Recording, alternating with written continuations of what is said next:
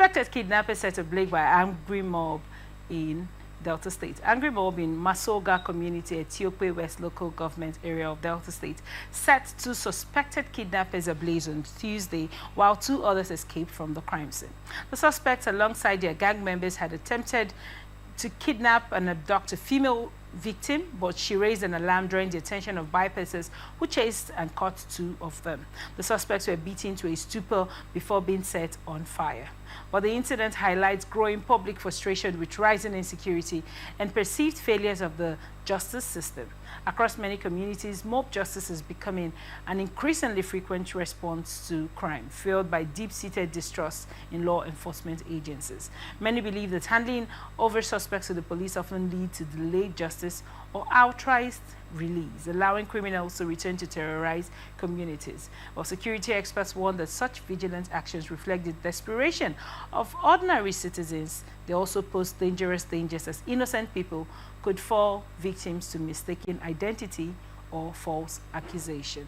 What are your thoughts on this report, sir? Absolutely, the security expert is right. Innocent people could fall victims of this.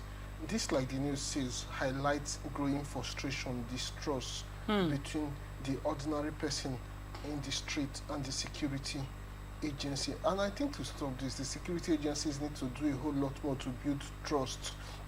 And the thing with this, apart from the fact that it hinders, it could make innocent people become victims also, it also hinders investigation. Yeah. These two persons that have been killed now, if they were arrested alive, handed over to the security agencies, the security agencies would probably interrogate them.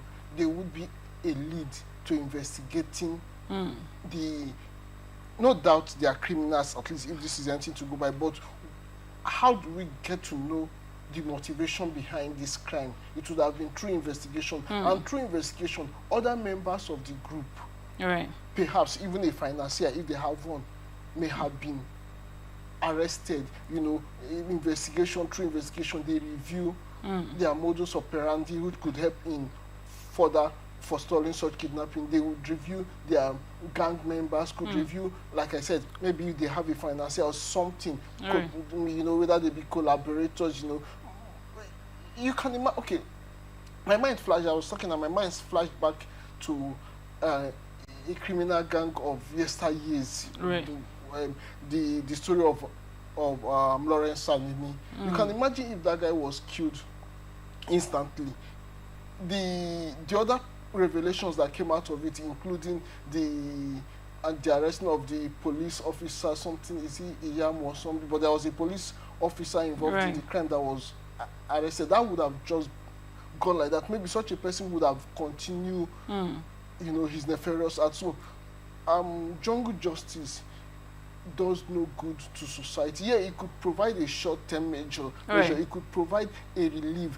There have been incidents also where, you know, kidnappers or armed robbers kidnap somebody, and with that person in their vehicle, in their car, they kidnap, and the person tried to escape alongside the kidnappers, you know, while they are being chased, and the innocent person who was actually a victim was also killed alongside. So, but these things can be forestalled through investigation, and if the citizens' arrest is very much welcome, but after the arrest, handing over to the security agencies is the right way to go, not jungle justice. But again, it reveals the deep-seated mistrust between citizens and the security agencies. Now, while we are still on security agencies, there are certain, you know, embers where people have been caught actively. While I quite, you know, understand the point of view you're, you know, presenting at this point, but there are certain cases where people have been caught in the act and they're released to police. I'm going to cite one for you real quick.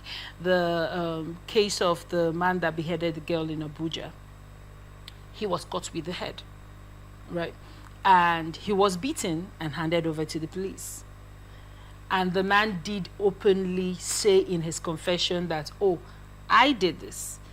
given series of stories which do not, which they are not correspondent with each other because the stories were different on each side for the reason that girl was killed. But that man has gone to court and he has pleaded not guilty. Do you think such things, when it happens, not right now, there has been no further report so far as regards that case. Now, do you think that has made people a lot more frustrated, both with the security the way the security agencies handles it, and also the judicial system, and people have decided that if you're caught, you do this now and we take it down now, and in hopes that that forestalls it from happening? Yes, it also brings to light the fact that there's also need for enlightenment. People need to understand how the judicial system works. Yeah. Like they say, the wind of justice grinds slowly, but it sure does grind. Right.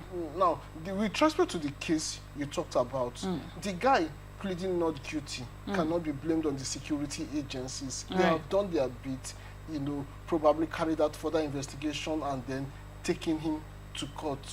The guy pleading not guilty is in line with his own self-righteousness. If you listen to some of his crazy confession, he seems justified by himself that, what he did is right. So he is saying, I'm not guilty. And you cannot blame the security personnel for the guy not pleading guilty. But the thing is that the guy did not plead guilty. That has not obstructed justice yet. It's now for prosecution to begin. He wasn't granted bail, to the best of my knowledge. I think he was remanded in prison. Yes, so the trial is still on. So that cannot be an example of or cannot justify lack of trust in the system. Do you know why? Other than that, remember there was a time where this girl one time killed this married man she was saying. I think that's about 2-3 years ago. The TV. Yes, the TV. We've had series of cases where the justice system takes a little bit too long, and I think for many people that like this act of do you think that this has made people tired of waiting for justice to be served, and they've decided that, let's take it into our hands? Yes, it could also be like the one you talked about. I think it's Chidinma you're talking about, and what's the name of the TV guy? I think Osifo also. Yes, the guy that was killed in a lodge or something. Yeah, but you see, again, that case is still in court. Like I said earlier, as they would say, the wheel of justice grinds slowly, but it sure does grind. So the judges may not necessarily, completely agree that the judicial system in Nigeria is a little bit below our expectation, rightly or wrongly. Because if it was a prominent person that this happened to, justice is served pretty fast. Well, the TV guy is, to the best of my knowledge, is a little bit prominent. But the thing is that justice in such matters cannot be hurriedly dispensed so as not to make mistake. However, it shouldn't take forever to run. That also bring another point to the fore, that the need to reform our justice system so that questions of justice can be dispensed within reasonable time, not hurriedly done, but not waiting forever, because there are also families of victims that want justice to be served. That's the only way you can assuage them. So if the wheel of justice in the name of grinding slowly grinds over decades, then people would likely lose interest in the justice system. However, it's not in every case that justice should be hurriedly done. Least the justice system also make a mistake of convicting innocent people. Yeah. Very well. So what are your thoughts as regards, now you mentioned that jungle justice can actually get innocent people killed because they are not tried in a way, and just by someone pointing the fingers of the hand and saying, that person did this, can get that person, dead. We have a case of Alufo. Exactly. Now, but when you look at that and the increased crime rates, this network of kidnappers, as it were, has become so prevalent. It has become so bad. Nobody is spared. No matter your social strata, anybody can be picked up, right? I remember low-budget kidnappers. The low-budget and high-budget ones. Now, when you look at that part, then you cite it to what was going on in Aba when I was growing up as a little girl. I did hear lots of stories about, people getting jungle justice or people being killed via jungle justice, and the crime rate reduced. Do you think people are trying to bring that back because they are tired of the rate of kidnapping? Yes, definitely people are tired. Yes, definitely everybody wants a reduction in crime rate. Everybody wants a situation where you can, even for those of us who are not night crawlers, but if you have a reason to go out at night, you are guaranteed of safety. The only concern is getting home before dark, not because you will be picked up, you know, by criminals or something like that. Yes, everybody wants that done, but there should also be a right way of doing it, so we don't throw away the baby with the bath water. You know, yes, we want a sane society free from criminals and criminality, yet we should all do it in a sane way. If we don't do it properly, we risk these things coming back again to hurt society. So for me, the best way to go is reforming our security system, so that our security men, our security personnel can be up and doing.